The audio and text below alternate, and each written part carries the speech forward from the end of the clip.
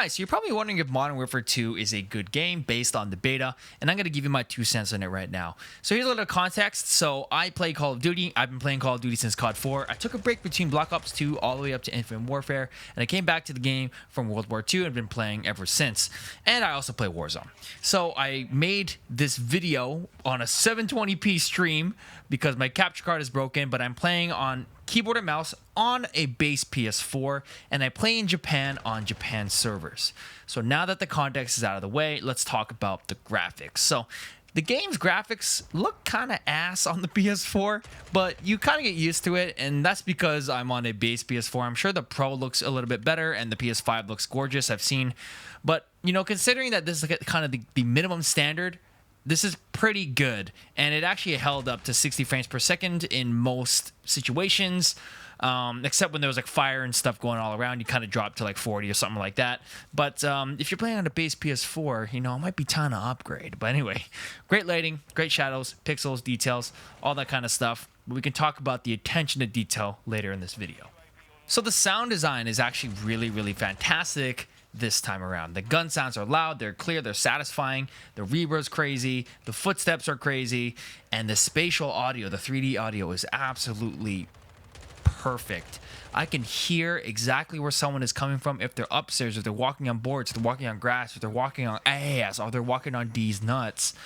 You can hear it, and it's a big improvement from 2019, and I really like that.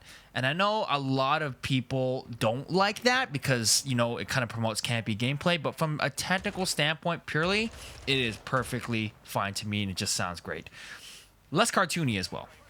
All right, so let's talk about map design. So I've only played 3 maps so far, which is Market, Hotel, and Farm 18, and they are objectively better maps than they were in 2019. The design logic is a lot better. It's less cluttery, less porous, and it kind of makes more sense, and it's kind of built around 3 lanes-ish, but it's not as cookie-cutter as something like a Treyarch game like Black Ops. But that being said, there are still a lot of tight spaces and slower CQB areas that kind of require you to slow down a bit, pie those corners, and kind of just be more aware of how loud you are in a certain area, especially in hallways. And that comes with the sound design and the spatial audio being so good. Some people don't like that. I like that, but it's fine.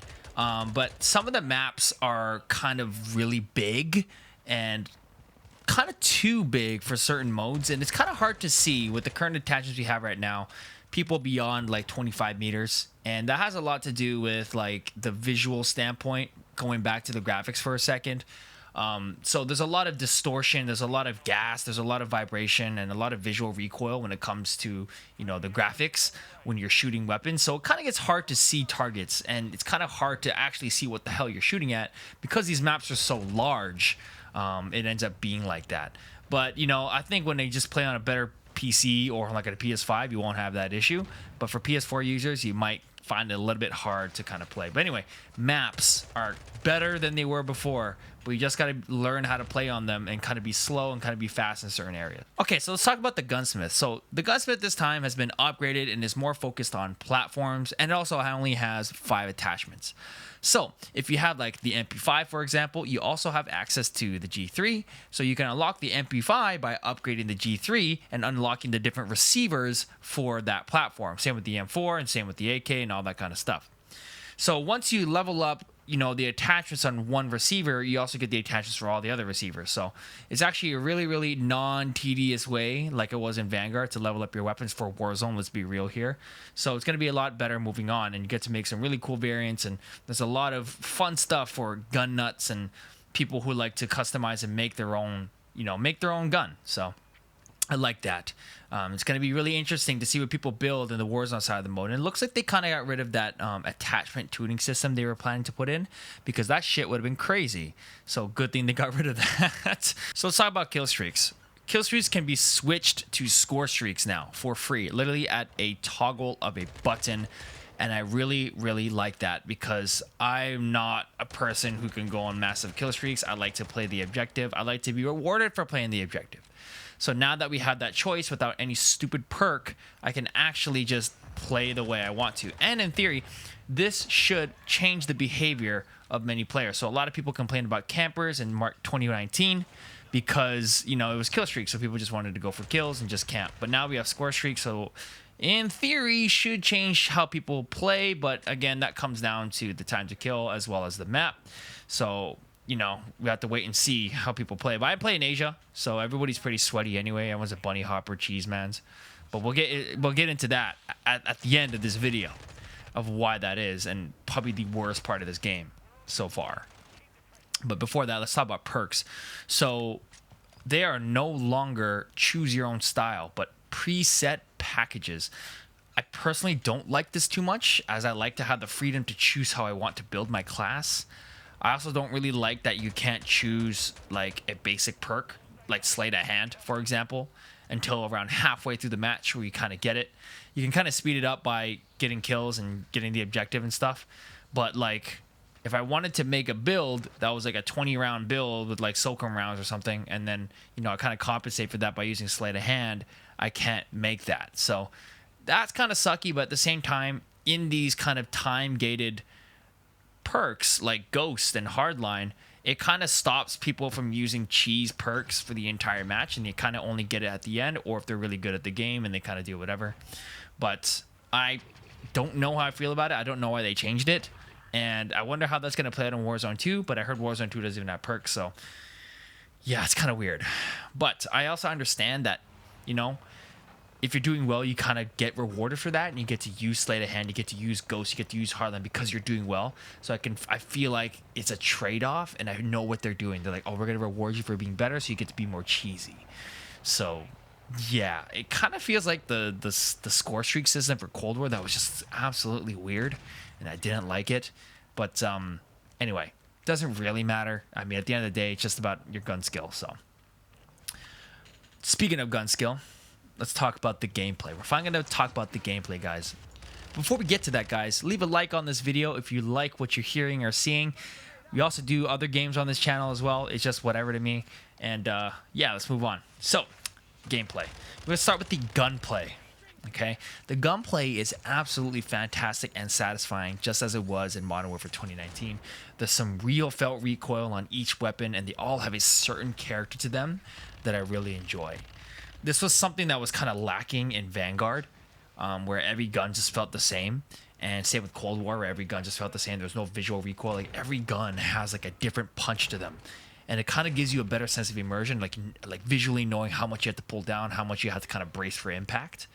But at the same time, like we said earlier in this video, you know, that visual recoil kind of makes you like squint when you're shooting, because there's just so much pressure and gas and everything just kind of happening when you're shooting.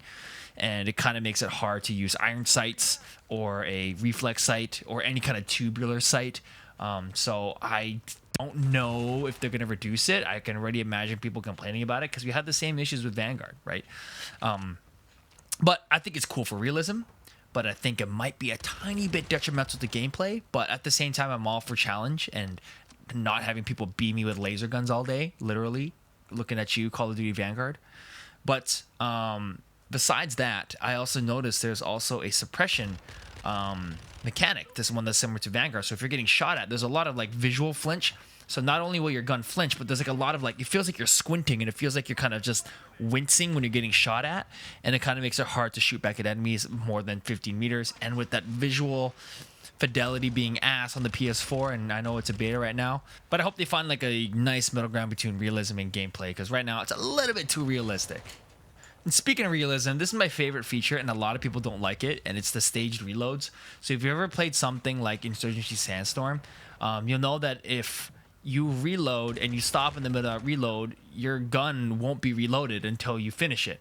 So in this game, they have the same thing. So when you do attack reload and you take the magazine out and you don't let the new magazine come in and you switch your weapon or whatever happens, you're gonna, you know, come back to your rifle and you're gonna have to put a magazine back in.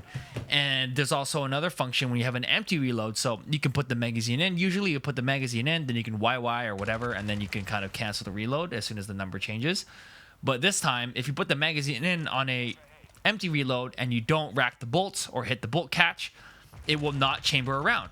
And I really like that. As someone who plays airsoft and likes guns and all that kind of stuff, I really like that. I like that you have to at least rack the bolt on an empty reload. Kind of gives you a choice, right? So currently in Modern Warfare 2019 and Warzone, like there's really no difference between an empty reload and attack reload other than the animation. But at least with an empty reload, you have to rack the bolt, so the reload time will be a little bit longer. So maybe that'll make people not try to spray as much, or kind of be more conscious of how much ammo they're using, because attack reload will be faster than a bolt stop reload or emergency slide reload, or whatever the fuck it's called, empty reload. But I like that. A lot of people don't like it, and it's kind of detrimental for a lot of people who like to reload after every kill or after every 3 bullets. It's kind of obsessive reload disorder. Everybody does it. I have it too, but it'll teach you. It'll teach you. And I really like this mechanic, and I really hope they don't take it away, because it's really interesting. And I like to see what people will do with that. Another really cool mechanic was the pistol switching mechanic for certain weapons. So with the AR-57, what you do is you'd switch to your pistol without stowing your weapon. You would just kind of cant the weapon to the side and pull out your pistol from your holster and one-hand that shit. And then if you wanted to reload, then you would fully put the gun down, then do whatever, and you'd be on your pistol. And then the other way around too, if you had your pistol out, you could pull out your primary, and then you would have both the guns up at the same time-ish. And that's something you actually do in the real world, and something you do in Airsoft as well for fast emergency situations. And I really like that attention to detail. And there's so many cool things about this game that really tickles my gun nerdness in me. And this is a really cool mechanic. But I think it might be a perk, or it might be something, because I wasn't able to find it, on the other classes. It was just on that one. So we'll get to see that maybe when the full build of the game comes out, and I'll definitely be using that in the future. Weapon specs. They're in the game from the beta, and they're all unique. They're not the stupid look at the front, look at the back, same animation for every single gun. Every single gun has their own unique animation, and all has their own unique way to inspect the magazine, inspect the chamber, all that kind of stuff. Press check is really cool, and I like that. And I like that they have it at the beginning of the game and not at season 5, 7 months from now. I also appreciate the amount of detail they put into the operator's movement. So you actually see, the enemy team or your teammates, the way they move around is not like how it is now in Warzone, where it's just like left, right, and they kind of just like look the same wherever they are. You can actually see them interacting with the environment. So when you're actually pieing a corner, you'll see the operator actually kind of leaning, canting the rifle like they would in real life. But on your screen, it's just kind of straight. You also see that they go into high ready, they go into like low ready. They kind of sidestep. They kind of do unique footwork when they're doing different things. And I really like that. And speaking of footwork, I like that we have no more slide canceling. Fuck that. And we also have dolphin diving. So dolphin diving is really cool. If you see an enemy and he pops up in your face, you can quickly just dolphin dive away. And I've saved my life a couple of times doing that. And I really like this new attention to detail on movement. It's really great. And also, even when you're ADSing, when you're ADSing and then you're looking left and right, it's not just a super straight kind of thing. It's like you'll see the dot kind of move. You'll see that it's holding parallax or zero parallax. You can kind of see everything scope shade. I also like when you're crouching, you'll kind of cant your rifle to the right like you would with real body mechanics. I also like that even with your pistol, you'll cant it to the right. It's very slightly. It's a really fun detail, and I really like it. And I like how everyone has trigger discipline in this game too. So I just I love Infinity Ward when it comes to the amount of detail they put into realism. All right, let's talk about the time to kill. It's fast, and you will die if someone sees you first. But that being said, it does feel slightly longer than Modern Warfare 2019's time to kill, especially if you're not going for the chest or the head. I found myself kind of losing fights because, in Modern Warfare 2019, you'd easily be able to kill that guy with 3 or 4 shots. But this one feels like 5 or 6. But that might be just because I'm missing, or might be because I'm ass and I'm playing with input lag on my mouse and all that kind of stuff. But it feels a tiny bit longer, but it's definitely not as long as something like Warzone or Black Ops 4 or something like that. Pretty fast. And we talked about this before. Sound whoring. This game is definitely a super immersive audio game. And honestly, this game punishes fast, careless movement. For one, you can't slide cancel. The dolphin dive kind of makes you really vulnerable after you land. You can't shoot. You can't pull up your weapon. It takes a long time. There's a lot of end lag. And what I found myself doing was a lot of the stuff I do in real life when it comes to airsoft. Is like when you get to a corner, you're not going to rush around a corner. You kind of stop, you walk. There's a lot of walking in this game. There's a lot of pieing corners. There's a lot of pre-aiming. There's a lot of that kind of stuff and listening for audio cues. And that in combination with the minimap, which we'll talk about after, makes for a very, very immersive and methodical tactical experience. And a lot of people don't like that. A lot of people like to run around and run and gun because that's what Call of Duty's always been. But if you think about it, Call of Duty 4 was never like that. And, you know, we're back here again. This is not the first time. Modern Warfare 2019 was the same thing. And we'll say it again this year. You have to adapt. You really do. And I like it because, you know, I'm almost freaking 30 years old and I don't have the reflexes I used to. And I can't keep up with these movement kings on TikTok, bro. Like, I'd like to have the option to punish these motherfuckers who are slide canceling around corners because I'm just more prepped and I'm more ready and I have my gun up and I'm ready to go, right?